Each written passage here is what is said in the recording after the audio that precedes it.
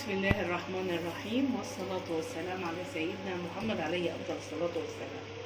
النهاردة الجمعة، يا رب تكون جمعة مباركة علينا وعليكم وعلى أحبابي يا رب. النهاردة قالوا لي اعملي لنا فراخ مشوية، فأنا عشان أبقى صادقة معاكم نقعت الفراخ من امبارح في التلاجة بالتوابل دي، عبارة عن كزبرة ناشفة، بهارات فراخ، قرفة، كاري، فلفل، حبهان وكركم وملح وعصرة ليمونة ومعلقة خل.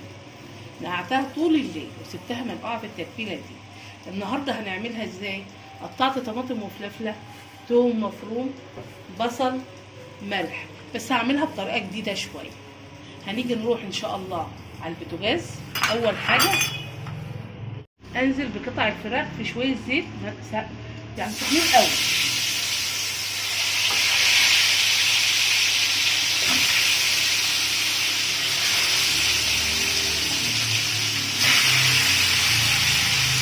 بقول لكم الريحه طالعه جميله جدا من التتبيله.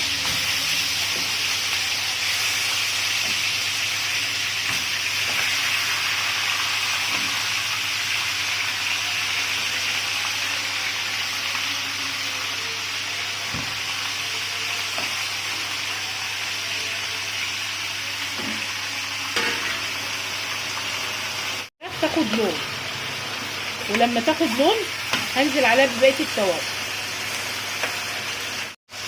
هبدأ اشيل الفراخ بعد ما خدت اللون، هشيلها كده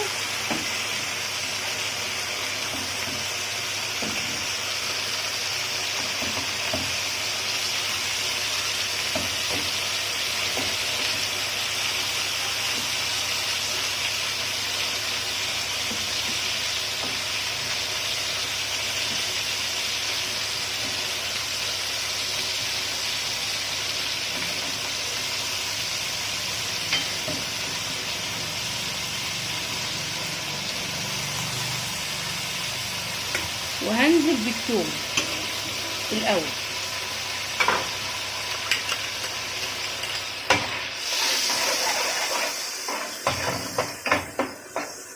ساعة ما اشم ريحة الثوم ان هي جت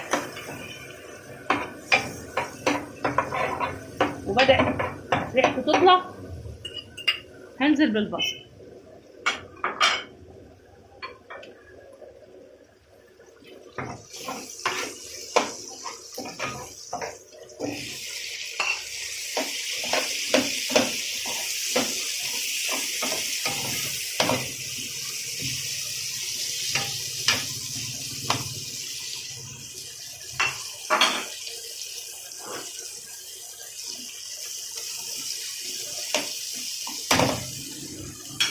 وهقوم مرجعه الفراخ تاني. الريحه طالعه جميله جدا.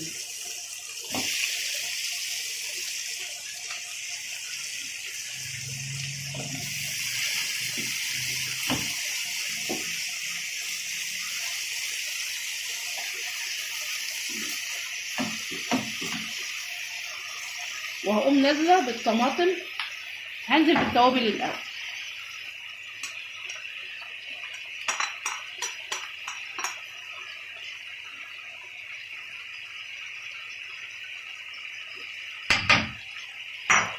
وهنزل بالطماطم والفلفل،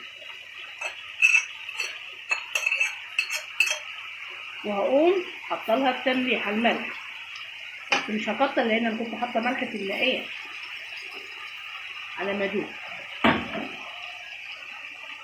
وهسيبها من غير ما احط لها ميه، اسيبها تشرب بالطماطم كل حاجتها، وشويه كده واحط لها يعني حتى بحبه، يعني نص كوبايه بنص كوبايه، واخلي بالي منها. ان شاء الله هوريها لكم المقليه من الفرن واحمرها وكل حاجه. النار واحط لها معلقه سمنه، وهقوم مغطيه عليها بصل.